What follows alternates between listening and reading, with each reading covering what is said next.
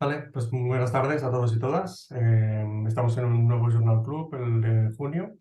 Para mí es un placer y un honor visitar a nuestra ponente, la doctora Elisa Guerra, que se especializa en el campo de la arqueología, ¿no? Para leer algunos datos sobre ella, pues es profesora titular de prehistoria en la Universidad de Valladolid desde 2013. Y una de sus líneas de investigación está centrada en el papel que las sustancias psicoactivas se desempeñaron en las dinámicas sociales de las comunidades prehistóricas de Europa durante el Neolítico y la Edad de Bronce. En la actualidad se encuentra disfrutando de una estancia de investigación en la Universidad de Cambridge, por tanto se conecta desde el Reino Unido, gracias a una ayuda del programa de recualificación del sistema universitario español para estudiar prácticas de alteración de conciencia que tuvieron lugar en la península ibérica durante la Edad de Bronce. Entonces digo que es un honor porque yo desde hace muchos años que leí su libro de las drogas en la prehistoria, creo que está estupendamente escrito. Ahora os dejaré el link en el chat por si todavía lo queréis comprar. Yo creo que es una de las fuentes más fiables y de más calidad que tenemos, y además en nuestro país, sobre el uso histórico de sustancias. Entonces os recomiendo encarecidamente su libro y otros trabajos en los que ha participado o colaborado. Y nada, le doy la palabra a la doctora Guerra y espero que lo disfrutéis. Bueno, muchísimas gracias, Genís, por esta presentación. Muchísimas gracias a todos los que os habéis conectado y sobre todo también a la Sociedad Catalana de Psiquiatría y Salud Mental que me ha invitado a participar en esta reunión del grupo de trabajo. Yo en esta charla lo que quería plantear es una visión panorámica y general de las metodologías de trabajo que empleamos los arqueólogos y los historiadores para rastrear el consumo de drogas en el pasado. Porque obviamente estas sustancias se consumieron en su momento y aparentemente deberían resultar invisibles en el registro arqueológico. Es una de las cuestiones que suscita más interés a los no arqueólogos cuando yo hablo de mi investigación y cómo eres capaz de rastrear algo que se consumió hace siglos, hace milenios. Entonces, la primera parte de la charla va a versar en los diferentes métodos a los que recurrimos y luego me voy a centrar en un caso de estudio muy reciente en el que estoy directamente implicada, que ha sido la detección de 3 alcaloides en unas muestras capilares de la Edad del Bronce en un yacimiento de Menorca. Entonces, voy a pasar a compartir la pantalla. Si tenéis alguna duda, por supuesto, no dudéis en levantar la mano o, bueno, como Genís considere, si preferís que hagamos una pequeña sesión de debate al final, pues lo vamos viendo. A ver.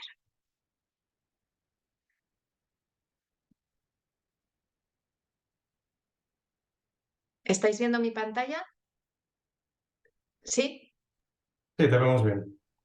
Vale. Bueno,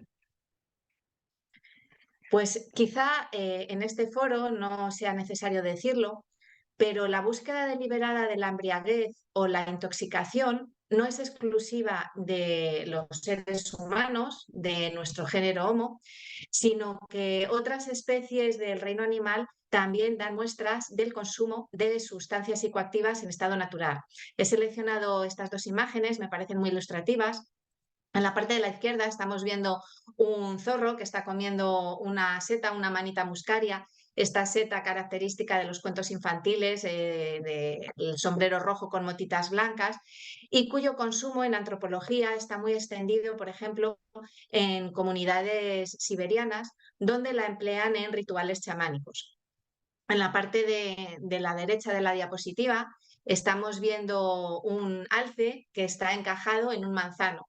Quizá a vosotros os suene esta imagen porque ahora estas cuestiones que se hacen virales enseguida, saltó a la prensa hace unos años porque este alce se acercó a una zona, a una urbanización de Suecia buscando comida y comenzó a ver que había muchos manzanos que no habían sido cosechados, entonces las manzanas se habían caído, estaba todo el suelo tapizado de manzanas que habían comenzado a fermentar y se habían convertido en bolas de sidra. Entonces el animal empezó a comer todas las que encontró a los pies de los manzanos y cuando ya no pudo encontrar más, intentó arrancar las que todavía colgaban de los árboles y el pobre animal pues se quedó enganchado y le tuvieron que rescatar los bomberos en este estado. Esto nos da buena muestra de que este tipo de prácticas no son exclusivas de los seres humanos, sino que muchas especies en el reino animal dan cuenta también de la búsqueda intencionada y deliberada de sustancias que se encuentran en la naturaleza y que les permiten alterar temporalmente sus percepciones habituales. No diríamos en el caso de animales conciencia. A lo largo y ancho de la geografía mundial, también hay multitud de comunidades tradicionales que han estado consumiendo diversas sustancias, principalmente plantas, pero también hay especies animales cuyos venenos o cuyos exudados tienen propiedades psicoactivas y que también han sido explotados. Aquí os he puesto un ejemplo de una comunidad Matsé en la Amazonía brasileña que están obteniendo el veneno de determinadas ranas, en la que lo untan en flechas, lo utilizan para cazar y también lo utilizan en prácticas medicinales.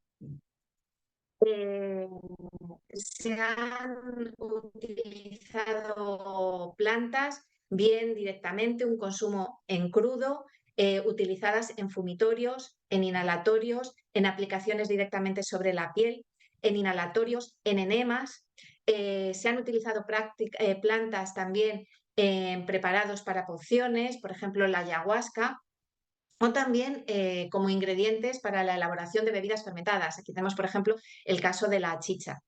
Todo esto nos da también una buena panorámica de que este tipo de prácticas están muy extendidas y se remontan mucho tiempo atrás. Y este es el objetivo de mi charla, ver en qué momento se iniciaron este tipo de prácticas a lo largo de la historia y cuál es la finalidad de consumo. Bueno, ¿cómo se descubrieron estas sustancias? Pues los seres humanos hemos experimentado con todos los recursos que ofrece nuestro entorno, no solo en busca de alimentos, porque esto nos limitaría únicamente a convertirnos en prácticamente estómagos con patas, sino que hemos ido experimentando y buscando diversos recursos que se encuentran en la naturaleza con diversos fines. He colgado aquí un pequeño vídeo para aligerar un poco.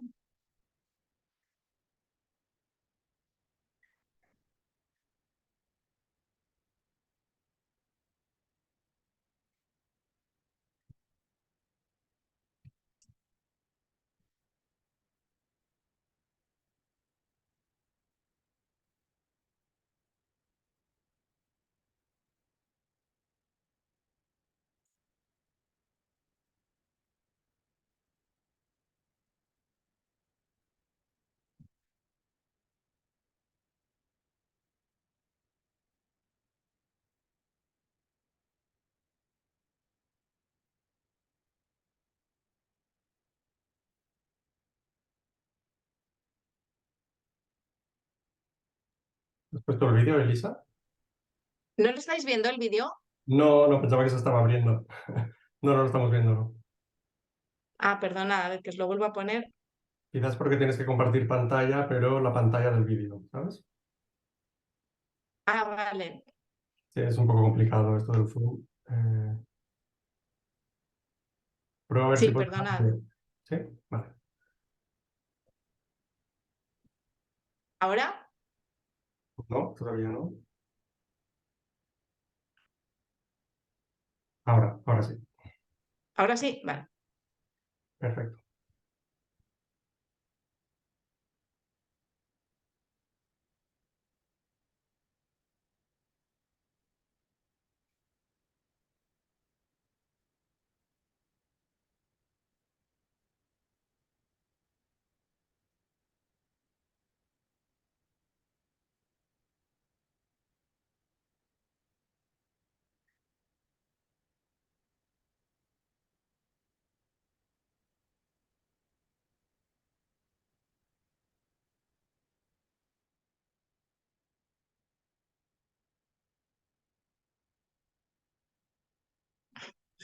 Bueno, Tras este pequeño vídeo, que me toma una pequeña licencia de manera un poco lúdica, a ver, perdona, que paro esto ahí.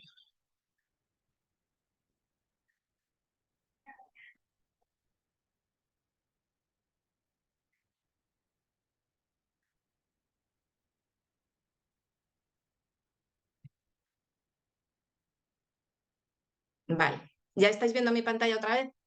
Sí. Vale. Con esto simplemente quería mostraros que estas sustancias se han descubierto gracias a la intensa experimentación que los seres humanos han sometido a su entorno en busca de muchos recursos.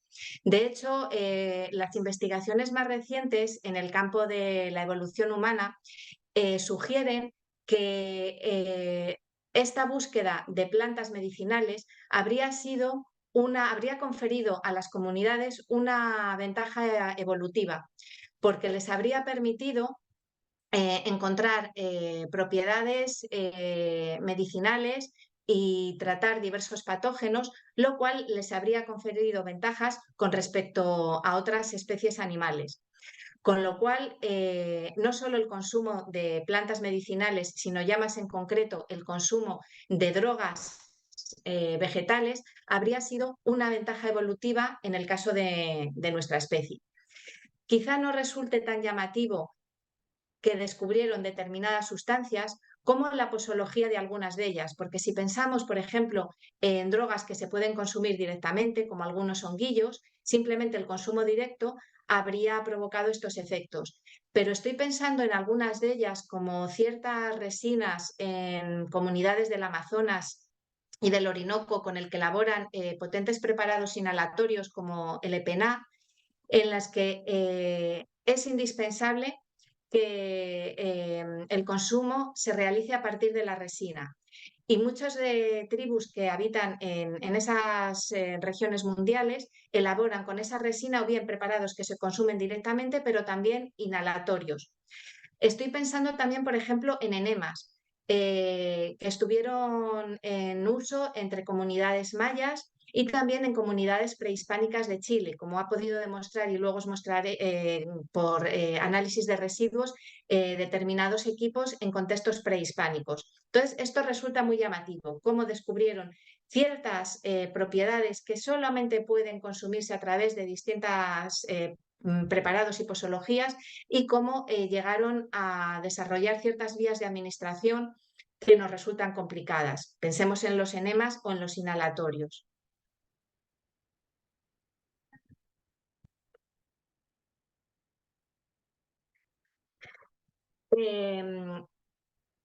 A día de hoy podemos pensar que el consumo de drogas entre nuestros antepasados más remotos, entre distintas representantes del género Homo y también otros homininos anteriores, hicieron uso de estas sustancias precisamente por esto que os acabo de comentar.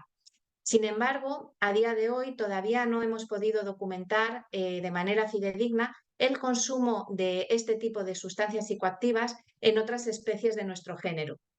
Únicamente entre los neandertales hay buena documentación de que hicieron uso deliberado de plantas con propiedades medicinales. Por ejemplo, en un yacimiento español, en la Cueva del Sidrón, se ha documentado a través del cálculo dental en individuos neandertales que aparecieron en el interior de la cavidad del uso de dos plantas medicinales y también se ha sugerido en alguna ocasión, el consumo de efedra, una planta con propiedades estimulantes, en un individuo neandertal en una cueva iraquí, aunque en este caso parece que la presencia de la planta en esa cavidad se debe a una intrusión moderna, con lo cual a día de hoy solamente ese yacimiento asturiano da pruebas del consumo de plantas medicinales entre los neandertales.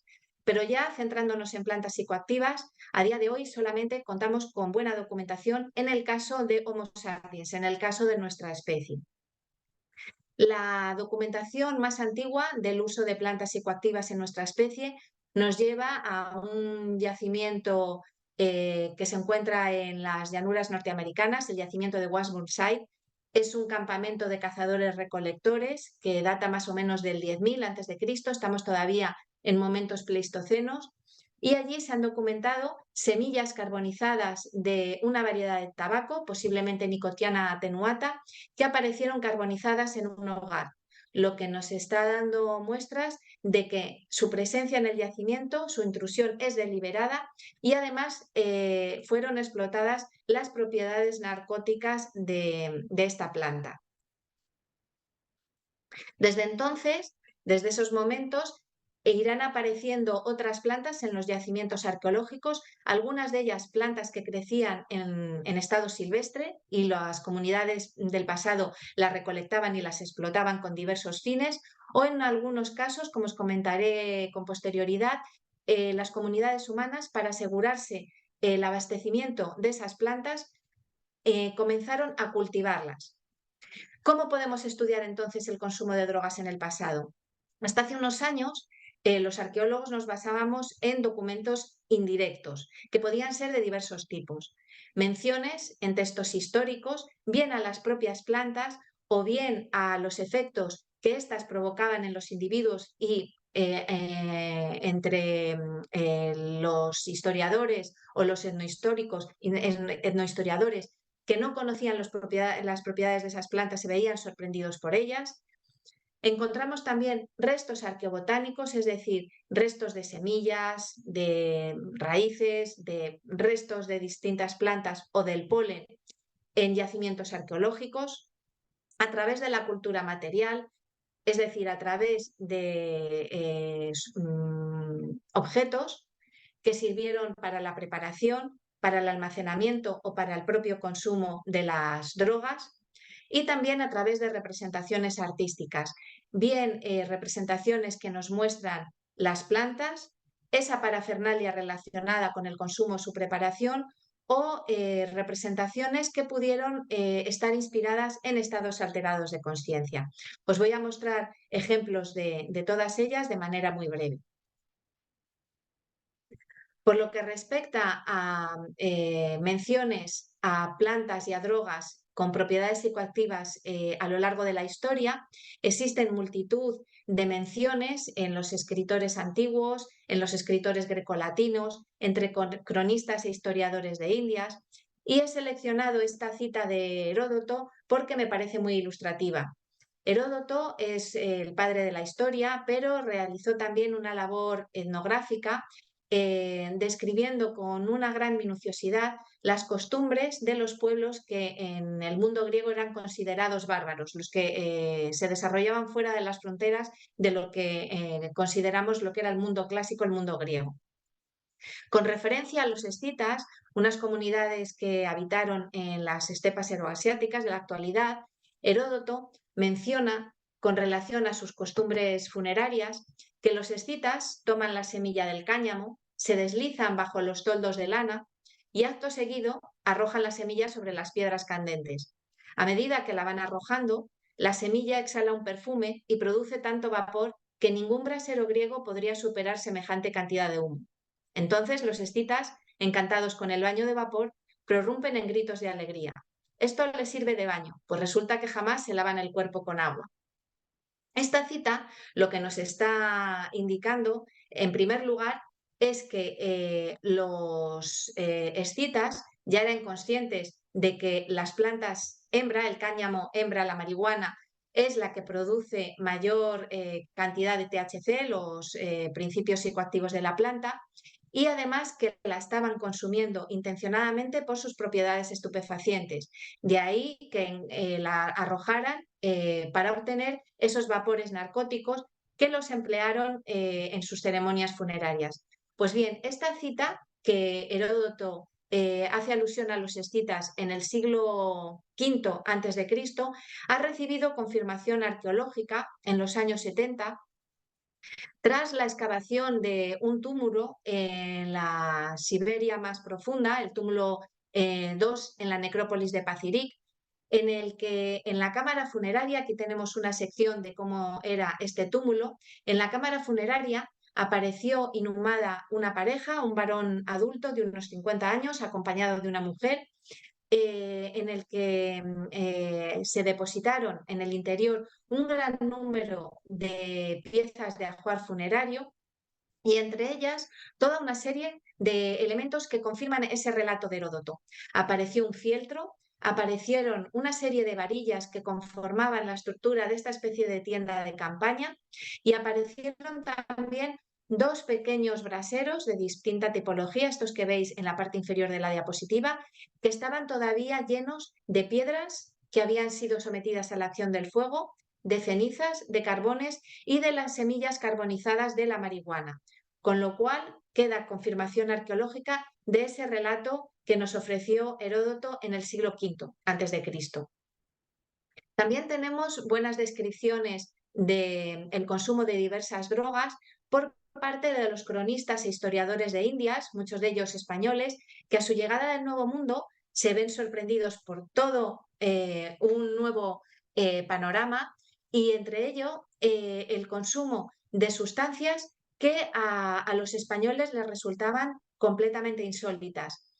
No solo eran desconocidas, sino que los efectos que provocaban no les resultaban conocidos, con lo cual estas descripciones resultan muy bonitas porque como no tienen marco de comparación, lo que hacen es identificarlo o bien con una intoxicación alcohólica o bien lo relacionan con la locura o con posesiones demoníacas. Esta que os he seleccionado nos habla de una ceremonia taíno, que era una cultura que se desarrolló en el Caribe y que a su llegada en el segundo viaje, Fray Ramón Pané y el propio Cristóbal Colón comienzan a describir el consumo de un inhalatorio alucinógeno, la caoba, y aquí tenemos esta cita que nos ofrece Cristóbal Colón, que recopiló su hijo Fernando en la historia del almirante. Y nos dice así: idolatría u otra secta no he podido averiguar en ellos, aunque todos sus reyes, que son muchos, tanto en la Española como en las demás islas y en tierra firme, tienen una casa para cada uno separada del pueblo, en la que no hay más que algunas imágenes de madera hechas en relieve a las que llaman cemíes, que son estas imágenes que tenéis en esta recreación. En aquella casa no se trabaja para más efecto que para el servicio de los cemíes, con tanta ceremonia y oración que ellos hacen allí como nosotros en las iglesias. En esta casa tienen una mesa bien labrada, de forma redonda, como un tajador, en la que hay algunos polvos que ellos ponen en la cabeza de dichos temíes con cierta ceremonia. Estos polvos que veis aquí también en la recreación. Después, con una caña de 2 ramos que se meten en la nariz, aspiran este polvo. Y aquí tenéis realmente una pieza arqueológica. Este es un inhalador de la cultura taíno. Las palabras que dicen no las sabe ninguno de los nuestros. Con estos polvos se ponen fuera de tino, delirando como borrachos.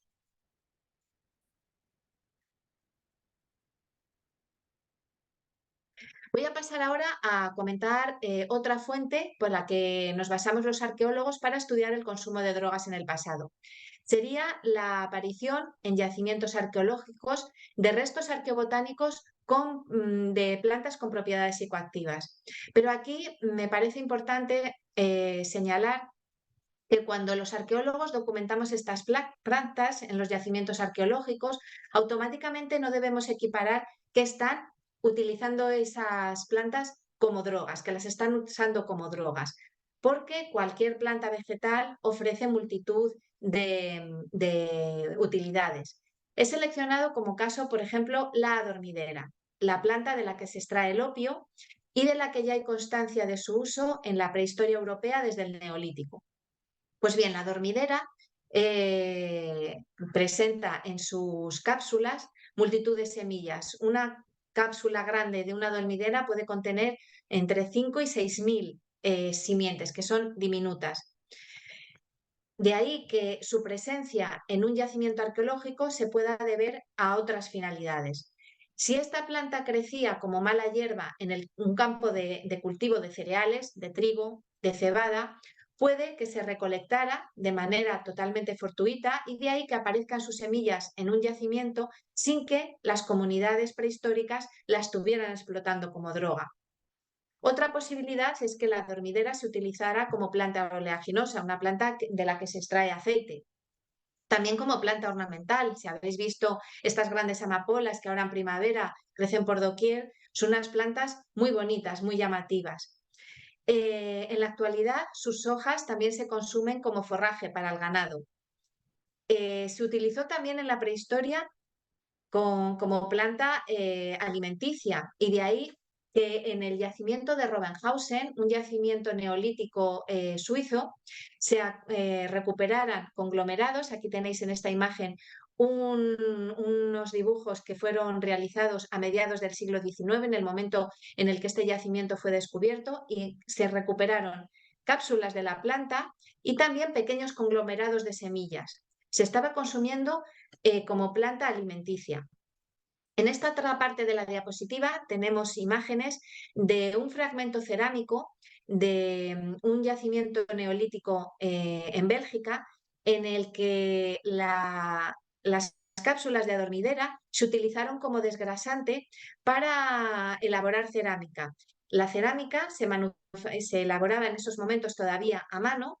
Entonces, para hacer la masa cerámica más maleable y más consistente, se añaden no solo elementos de barro, sino también elementos normalmente de naturaleza mineral. Son los denominados desgrasantes, que pueden ser cerámicas machacadas o también arena o diversos minerales. Bueno, pues en este caso, estas comunidades neolíticas de Bélgica añadieron cápsulas de adormidera, y de ahí que encontráramos en esta imagen aumentada semillas de adormidera como parte de los desgrasantes de la cerámica. Esto nos da una buena muestra de los diversos usos a los que se podía dar a la adormidera en época prehistórica. Pero también tenemos buena muestra de que ya las comunidades prehistóricas hicieron uso de las propiedades psicoactivas de determinadas plantas desde momentos muy antiguos. Uno de los más antiguos con relación a planta ya cultivada de la coca procede de este yacimiento peruano, un contexto doméstico, el yacimiento de Las Pircas, que data del 5900 a.C., y estas comunidades que estaban comenzando a cultivar diversas plantas se inician también en el cultivo de la coca para asegurarse su suministro. Y en estos suelos de casas se encontraron restos mascados de hojas de coca y también calcita. Si alguno ha visitado Perú o diversos yacimientos andinos, o también ha subido a Machu Picchu, enseguida se ofrecen a los visitantes hojas de coca, que muchas veces se añaden estos preparados alcalinos porque facilita la liberación de los alcaloides y su absorción en la corriente sanguínea. Y esto ya fue percibido por estas comunidades de hace tantísimo tiempo en Perú. Esta sería una de las evidencias más antiguas que se tiene del consumo de coca. También tenemos, más o menos por el mismo momento, pero en otra parte, en este caso en el Viejo Mundo, evidencias de la explotación y de la domesticación de la dormidera. La dormidera, la planta de la que se extrae el opio, tiene su cuna natural en el Mediterráneo occidental. Y hay evidencias de que ya desde el sexto milenio, desde época neolítica, las comunidades neolíticas de Italia, Francia y España estaban domesticando y cultivando la dormidera con diversas finalidades, pero también estaban haciendo uso de la dormidera por sus propiedades narcóticas. Tenemos esta imagen de un yacimiento neolítico de España, la Cueva de los Murciélagos, que fue descubierta a finales del siglo XIX. Allí se encontraron un centenar de cadáveres que habían sido depositados con mucho cuidado a lo largo del recorrido de la cueva. Estos cadáveres aparecían todavía vestidos por las propiedades extraordinarias de conservación de esta cavidad, que quedó sellada desde la prehistoria hasta su descubrimiento en el siglo XIX.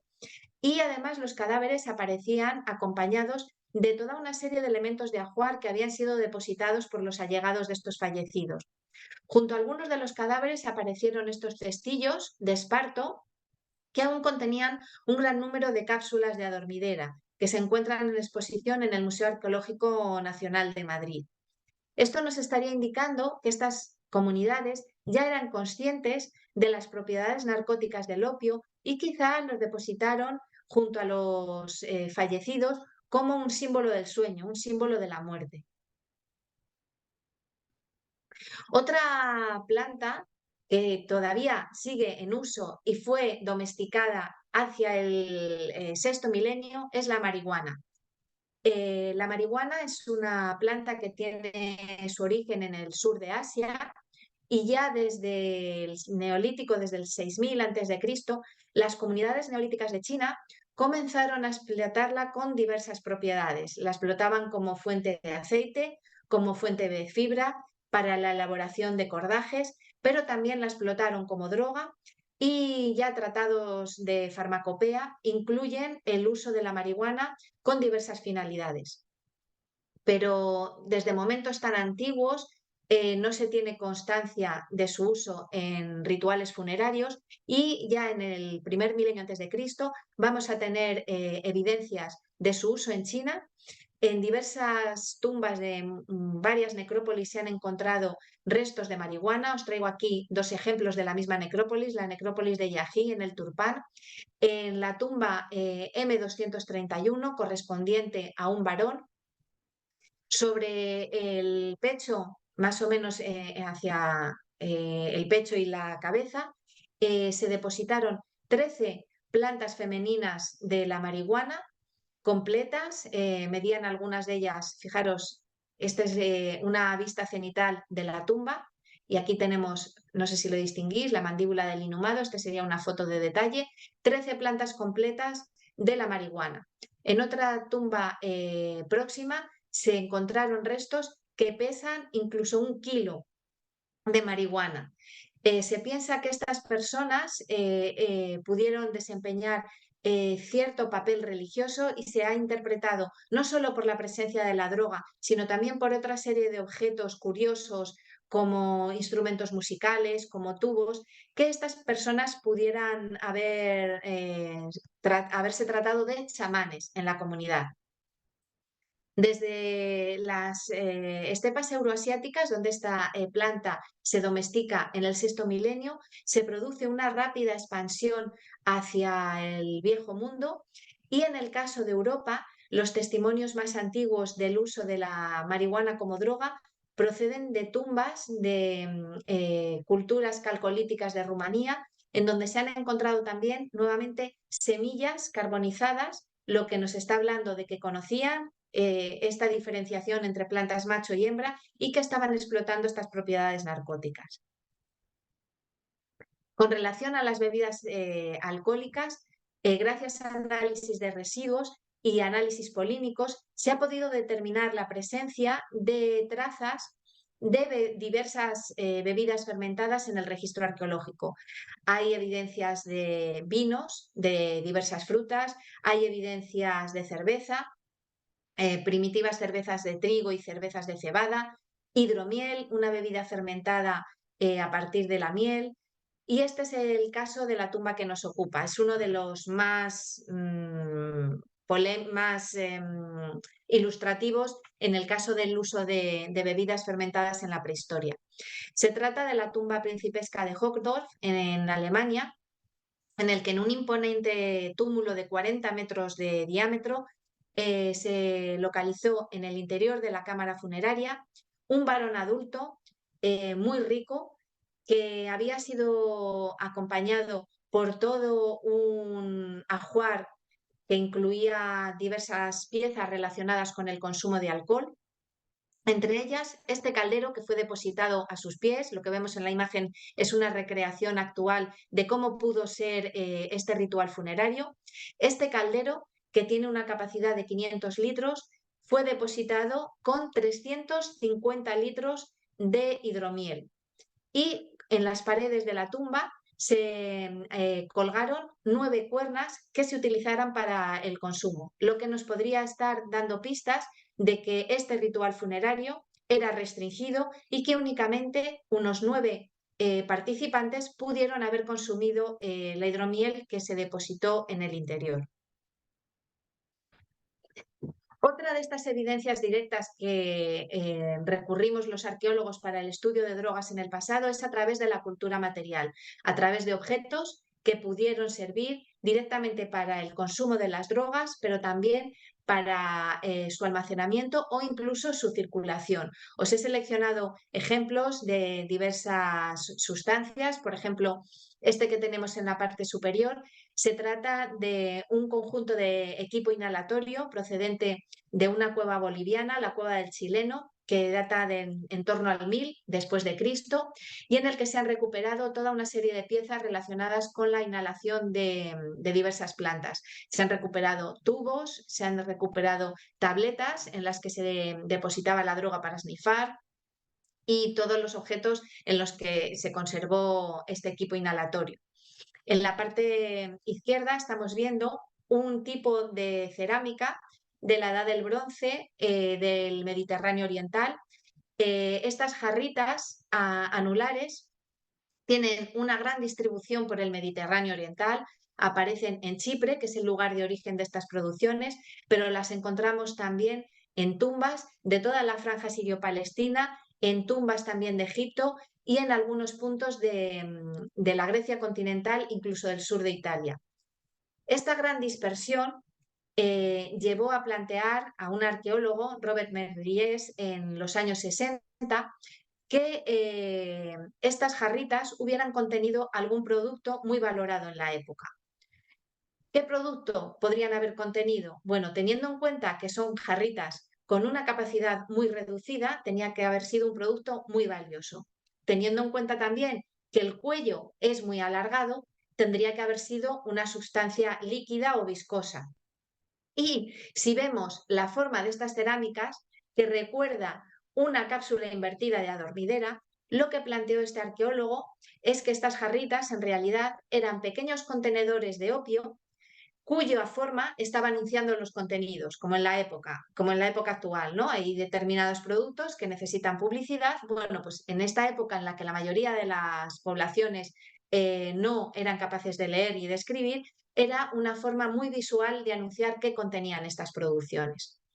Además, curiosamente, estas cerámicas van a sufrir un proceso de evolución formal, y si las primeras son completamente oscuras, como esta que veis en la imagen, en una fase más avanzada de su desarrollo van a aparecer decoradas con unas líneas pintadas en blanco que nos estarían mostrando las incisiones que realmente se realizan sobre las cápsulas de la dormidera para que se exude el opio, el látex.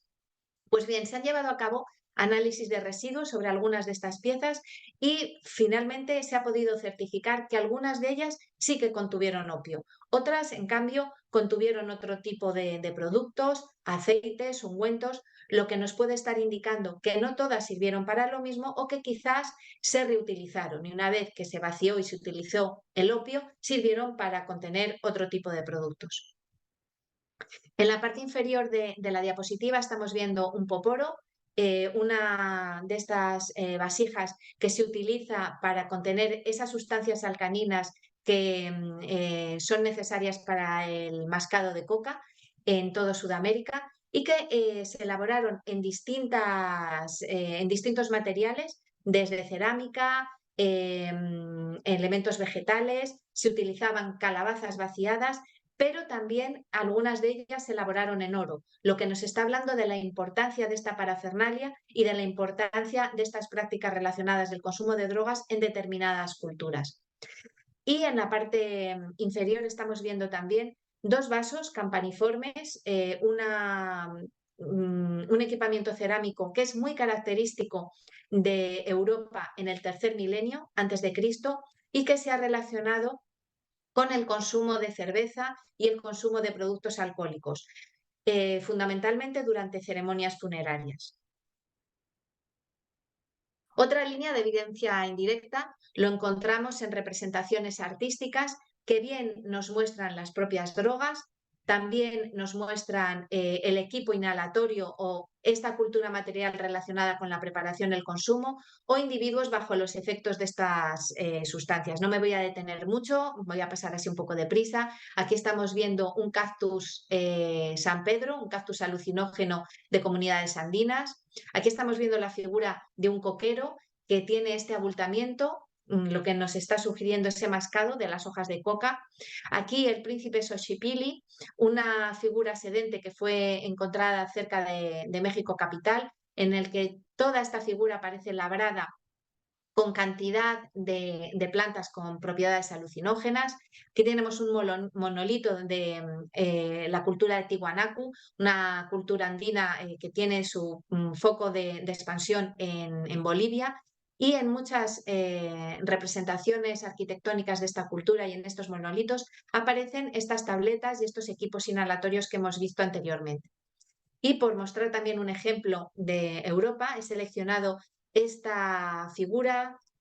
Se trata de la diosa de las adormideras del santuario cretense de Gasí, una figura femenina que aparece con la postura tradicional para la representación de diosas en el mundo minoico y que corona su cabeza con una tiara en la que somos capaces de distinguir 3 cápsulas de adormidera con las incisiones que se realizaban para la extracción del opio. Todas estas pruebas que os he ido comentando eran documentación indirecta, pero gracias al avance de nuevas técnicas en el campo de la arqueología biomolecular, en la actualidad somos capaces de documentar los principios activos, alcaloides, sus metabolitos, otro tipo de agentes como los THCs del cannabis y moléculas relacionadas con el alcohol, tanto en la cultura material relacionada con la preparación, con el almacenamiento o con el consumo, o lo que resulta mucho más contundente, en propios restos humanos de aquellas poblaciones. Las técnicas más habituales que se están aplicando para documentar el consumo de drogas en el pasado son el radioinmunoanálisis y también la cromatografía de gases en combinación con espectrometría de masas. Este tipo de análisis se han aplicado en algunos contextos arqueológicos y hemos sido capaces de documentar alcaloides del opio, tetrahidrocannabinoles, armina, armalina, cocaína, nicotina, diversos metabolitos de estas sustancias que os estoy comentando, en piezas arqueológicas que datan con la máxima antigüedad del sexto milenio antes de Cristo.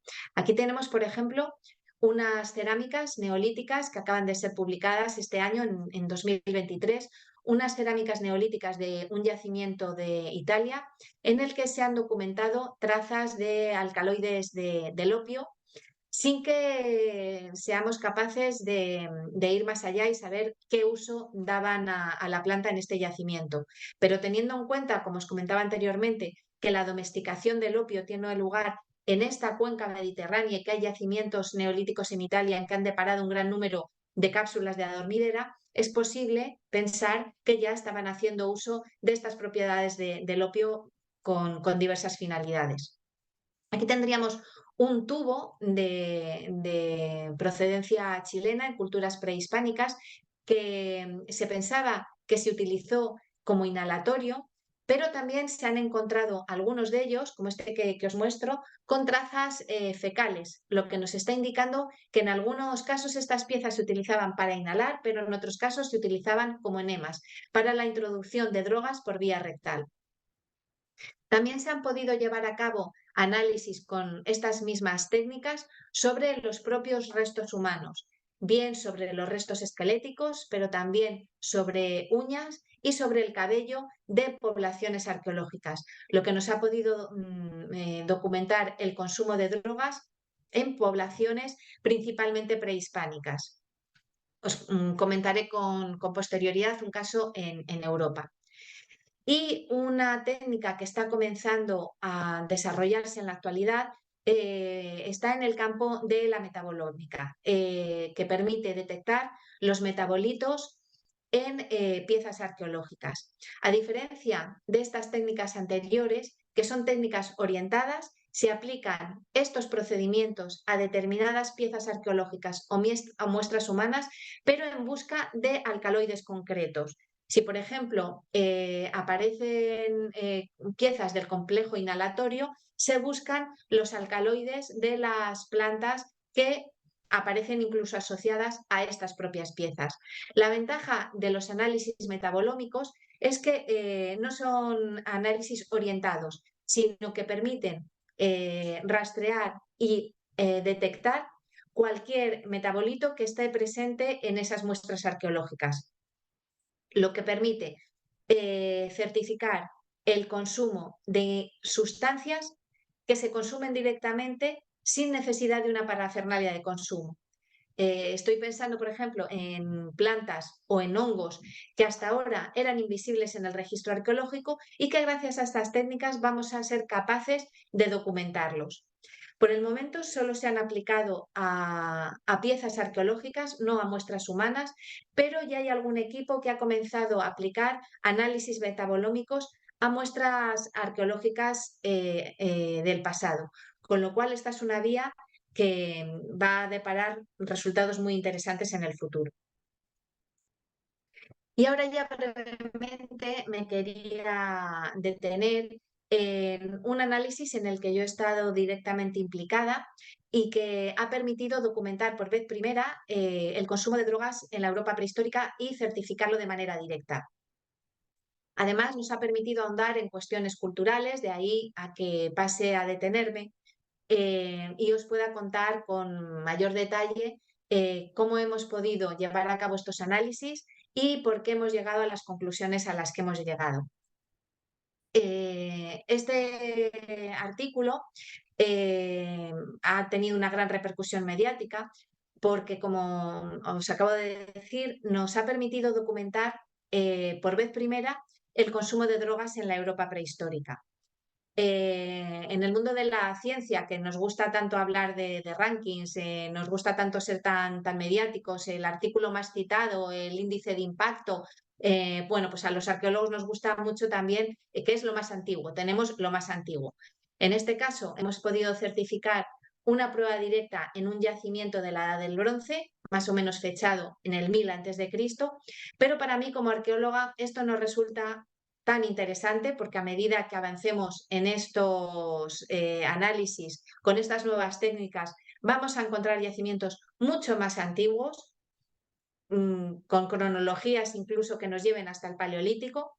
A mí como arqueóloga lo que me parece mucho más interesante de este caso que os voy a comentar es la lectura cultural de los datos. Lo que hemos podido certificar es un policonsumo, al menos se han consumido 2 fuentes vegetales y nos ha permitido no solo certificar el uso de más de una planta con propiedades psicoactivas, sino entender el significado del consumo de drogas en estas comunidades de la Edad del Bronce de Menorca. Este yacimiento del que proceden estas muestras es la cueva de Scarritz, se encuentra en la isla de Menorca, en un barranco interior. Aquí tenemos Scarritz. Y aquí tenemos una imagen de la localización del yacimiento. Esta cavidad fue utilizada como espacio cultural, como espacio ritual, desde el 1600 a.C., pero 200 años después, hacia el 1400 a.C., comienza a utilizarse como espacio funerario. Estas comunidades utilizarán la cueva para depositar allí a sus fallecidos. No hablo de enterramiento porque no se les cubría con tierra, se les dejaba reposar directamente sobre el suelo de la cavidad y van a utilizar la cueva de esta manera a lo largo de 800 años. Hacia el 800 a.C., más o menos, se produce un derrumbe natural y la cueva va a quedar sellada. Y así se la van a encontrar 2 espeleólogos menorquines que se descuelgan por este barranco. Perdonad un momento. Se descuelgan por este barranco y van a encontrar la cavidad tal y como la habían dejado aquellas comunidades prehistóricas. Como estas 2 personas tienen una gran sensibilidad arqueológica, ponen en conocimiento de las autoridades de patrimonio de la isla de Menorca este descubrimiento y las autoridades lo ponen en conocimiento de un equipo de arqueólogos de la Universidad Autónoma de Barcelona que estaban haciendo diversos estudios en la isla. Son mis compañeros, mis coautores del trabajo, Cristina Rigüete, Rafael Micó, Roberto Ris y Vicente Lull de la Universidad Autónoma de Barcelona, quienes fueron los encargados de llevar a cabo el estudio de este impresionante yacimiento. Y os digo impresionante porque se ha podido documentar por vez primera un singular ritual funerario relacionado con el cabello. A lo largo del recorrido tenéis aquí una sección del trazado de la cavidad.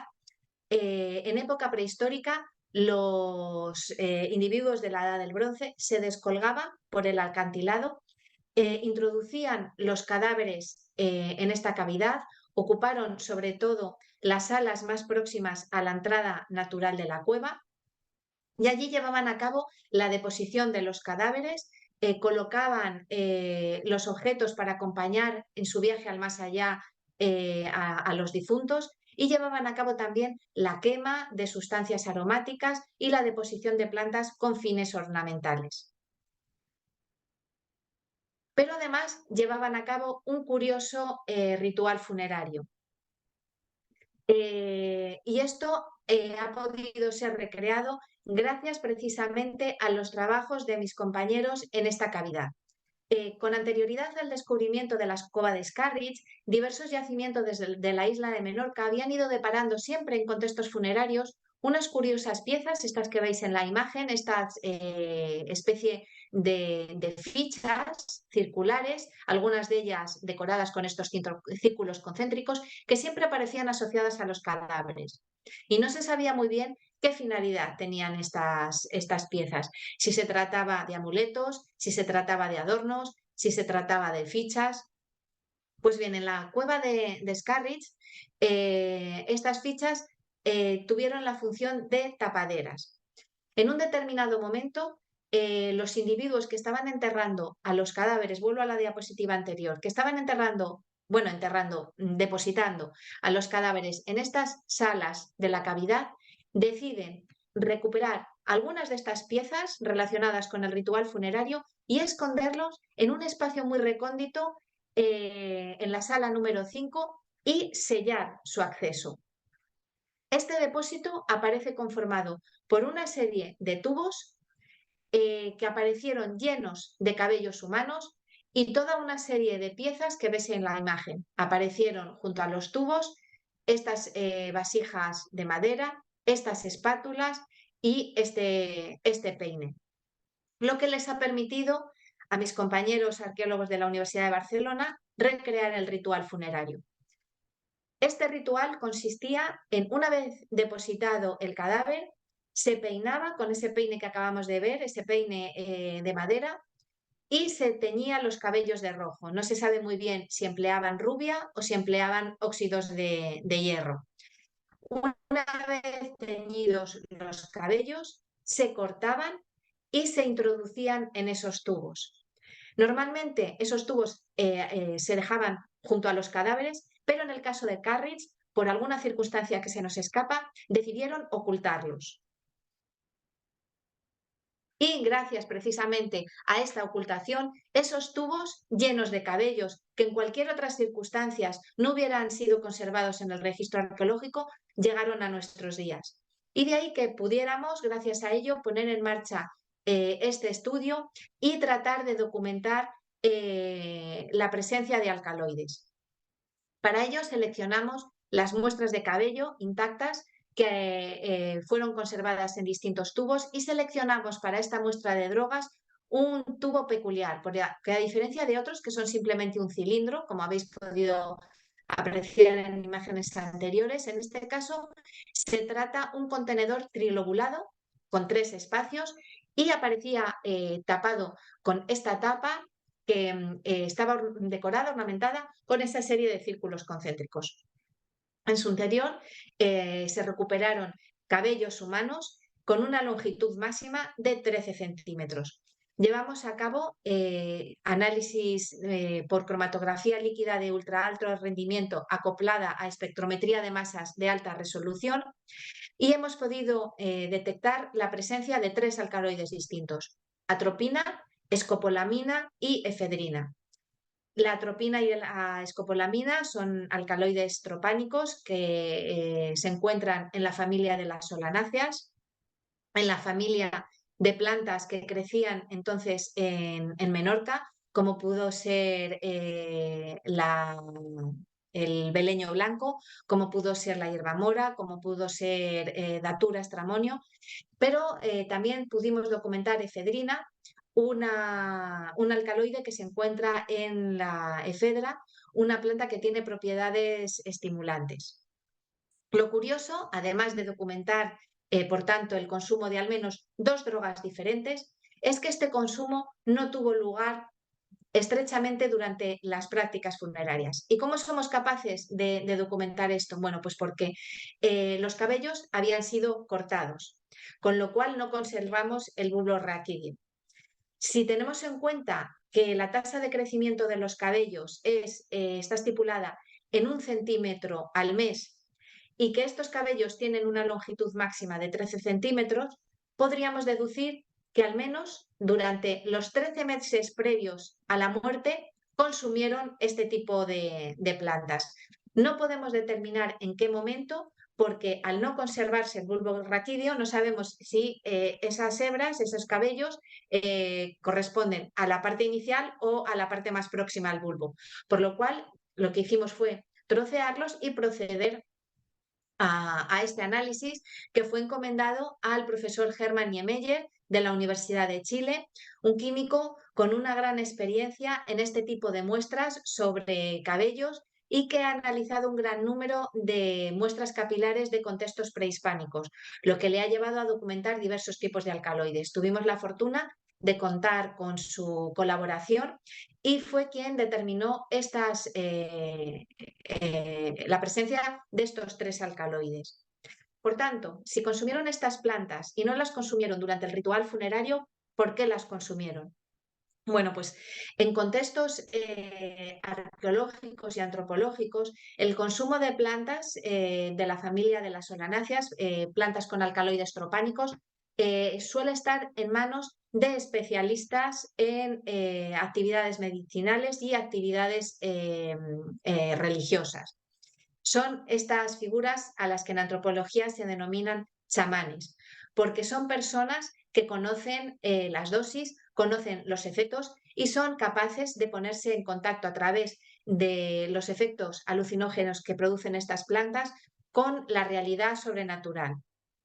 De ahí que nos planteemos que en el caso de Scarritt también pudieron ser especialistas en los que hicieron uso de estas determinadas plantas. Nos basamos también en otra circunstancia. No todos los individuos que fueron inhumados en la cavidad, en Scarritt, son merecedores de este ritual funerario. Lo sabemos porque en la cavidad, Cristina Rigüete, que hizo su tesis sobre las prácticas funerarias y sobre los estudios bioantropológicos de la cavidad, pudo documentar que al menos más de 200 personas fueron inhumadas en Scarritt, pero solo se han recuperado en esa sala número 5 10 tubos, con lo cual no todos los individuos eran merecedores del ritual funerario relacionado con la torsura de los cabellos. También somos partidarios de esta hipótesis chamánica porque en otra cueva cercana, la cova de Esmusol, se han encontrado piezas que hablan de prácticas de alteración de la consciencia y prácticas chamánicas. Se han encontrado 2 tallas de madera, una con rasgos humanos y otra que combina rasgos humanos y rasgos animales. Es esta figura que muestra esta especie de representación supuestamente humana, pero esta especie de cuernos. Pues bien, los chamanes, para llevar a cabo su labor como especialistas religiosos, deben alterar su estado normal de consciencia, su estado habitual de la consciencia. Estas prácticas de alteración de la consciencia pueden lograrse a partir de multitud de prácticas a través de ayunos, a través de bailes, a través de ejercicio físico, a través de prácticas de respiración, pero también a través de potentes drogas alucinógenas. Y bajo los efectos de estas drogas o a través de estas prácticas de alteración de la consciencia, consideran que entran en contacto con animales, que adoptan las habilidades de determinados animales, de ahí que muchos chamanes se vinculen con águilas, se vinculen con jaguares, y de ahí que las representaciones chamánicas de estos individuos representen trazas humanas y trazas animales, precisamente por esta combinación de rasgos que os estoy comentando. Ya para terminar, como una valoración general de estas prácticas de consumo de alucinógenos y de consumo de otro tipo de drogas en sociedades tradicionales, esta detección, tanto por evidencias indirectas como por estas evidencias directas que nos está aportando la arqueología biomolecular, nos habla no solo del consumo en sí, lo que podría considerarse pues, meramente anecdótico, consumen determinada planta, sino que nos aportan una información muy rica sobre estas comunidades y el empleo y el papel que las drogas desempeñaron en su cultura. Nos hablan de los contextos de consumo. Prácticamente en ninguna sociedad tradicional se utilizan este tipo de drogas únicamente con fines recreativos o con fines lúdicos. Todo lo contrario, estas plantas aparecen en contextos rituales, en contextos religiosos, en contextos funerarios. Muchas de ellas reciben nombres que hablan de incluso su consideración sagrada. Son las plantas de los dioses. Nos hablan también de cuestiones sociales. Hay en determinadas sociedades en las que su uso está generalizado, en otras existe, por ejemplo, un consumo más restringido, solamente los miembros adultos del grupo pueden consumir estas sustancias, en otros casos está limitado a varones. No sabemos muy bien si porque determinadas sustancias tienen efectos abortivos para proteger a las mujeres y proteger la fertilidad, pero en otras sociedades, estoy pensando por ejemplo en los Shuar, en unas comunidades denominadas también los jíbaros en la Amazonía, consumen potentes alucinógenos incluso los niños. Y Hermann Niemeyer, el químico que ha colaborado en nuestro trabajo, ha publicado también un trabajo muy, muy bonito en la que ha podido documentar el consumo de tabaco entre poblaciones prehispánicas y el análisis de cabellos en un feto documentado en un yacimiento chileno le ha permitido certificar el primer consumo pasivo de tabaco, porque obviamente este neonato, este feto, no se sabe muy bien en qué momento se produjo el fallecimiento, obviamente no consumió directamente el tabaco, sino que absorbió la nicotina a través de la placenta, a través de la vía materna, lo cual es el primer caso documentado de consumo pasivo de tabaco. También nos habla la importancia de la parafernalia, que os he mostrado algunas imágenes de piezas confeccionadas en oro y en materiales preciosos, de la consideración tan destacada que tenían las drogas y su parafernalia para estas sociedades. Nos habla del papel que las drogas desempeñaron en cuestiones religiosas y también en la consolidación de élites por el control restringido al uso y a los estados alterados de conciencia y el conocimiento exotérico que el acceso a estas drogas posibilitaba a estas propiedades. Y si estamos pensando en el abastecimiento, estas comunidades de la prehistoria y sociedades tradicionales documentadas por la antropología explotaron las plantas silvestres que crecían en su entorno, pero a veces también para asegurarse el abastecimiento se iniciaron en el cultivo de determinadas plantas. Os he mencionado el caso de la coca, pero también el caso del tabaco, el caso de la dormidera, el caso de la marihuana. Y algunas comunidades que son cazadoras-recolectoras, es decir, basan su subsistencia en la caza, en la pesca, en la recolección de frutos silvestres, en algunos casos también cultivan única y exclusivamente plantas psicoactivas para asegurarse su suministro. Y también existieron ya desde la prehistoria intercambios no solo de sustancias psicoactivas, sino de la parafernalia relacionada con su consumo. Os he mencionado anteriormente esas jarritas chipriotas de la Edad del Bronce que datan del 1500 a.C., con las que se hizo la circulación y distribución del opio en el Mediterráneo oriental, pero contamos con casos similares en el registro arqueológico de América, con relación, por ejemplo, a intercambios entre la Amazonía y la zona andina con relación a la planta, la Banistoriopsis con la que se elabora la ayahuasca, y también en comunidades prehispánicas de semillas y pipas de tabaco. Las drogas se consumían, pero también se ofrendaron a las divinidades, y de ahí que nos encontremos en muchos yacimientos presencia de semillas de determinadas plantas psicoactivas, ofrendas de hojas de coca en tumbas, ofrendas de hojas de coca en determinados yacimientos andinos, que nos habla también de la consideración que tuvieron estas plantas en estas comunidades del pasado. En cualquier caso, la gran diferencia que nos encontramos entre comunidades tradicionales y los consumidores de las sociedades actuales, a grandes rasgos, por supuesto, es que en las sociedades occidentales muchas veces se utilizan las drogas para escapar de la cultura, para evadirnos, mientras que en las sociedades tradicionales estas prácticas están integradas en su cultura y no se concibe muchas veces su consumo si no es para entrar en contacto con la divinidad. Son las plantas de los dioses.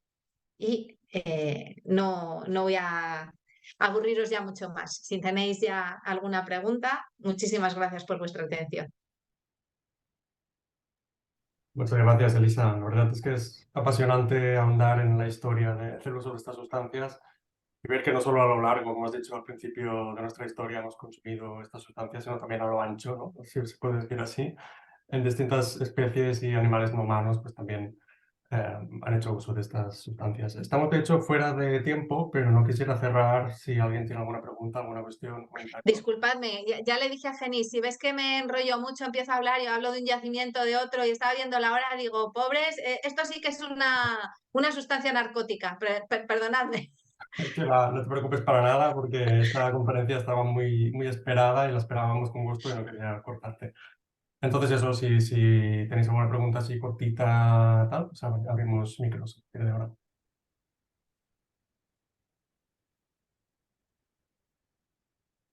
Venga, veo que Antón levanta la mano y luego Irene. Era un aplauso, no levantar la mano. Ah, perfecto. Muy bien. Gracias. Irene, no sé si quería decir algo, también era un aplauso. Lo mismo, un aplauso. Muchas gracias, me ha gustado Muchas mucho. gracias.